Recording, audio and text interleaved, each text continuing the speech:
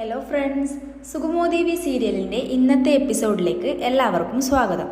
അങ്ങനെ ദേവികയും നന്ദനും തമ്മിലുള്ള കൂടിക്കാഴ്ചയിൽ നന്ദൻ ജയിലിൽ പോകേണ്ടി വരുമോ എന്ന ഭയത്താൽ ദേവിക സങ്കടത്തിലാണ്.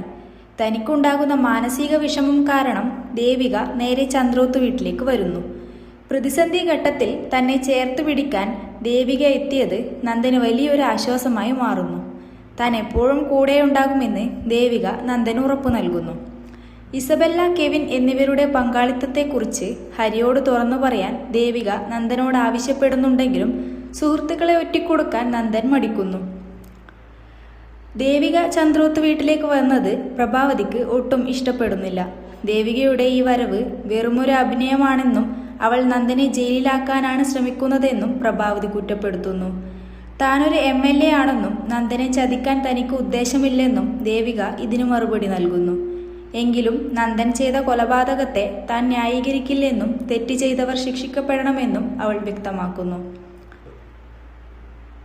അരുന്ധതി CPയെ വിളിച്ച് കാര്യങ്ങൾ ദേവികയെ അറിയിക്കണമെന്ന് ആവശ്യപ്പെടുന്നു. നിലവിലെ സാഹചര്യത്തിൽ തൻ്റെ മകൻ വലിയൊരു അപകടത്തിലാണെന്ന് അരുന്ധതി തിരിച്ചറിയുന്നു.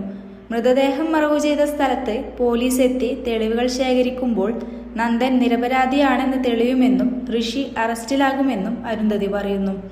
അതിനാൽ ഋഷി അറിയാതെ രഹസ്യമായി ദേവികയെ കണ്ട് കാര്യങ്ങൾ അവതരിപ്പിക്കാൻ അവർ തീരുമാനിക്കുന്നു. അടുത്ത എപ്പിസോഡിനായി കാത്തിരിക്കുക.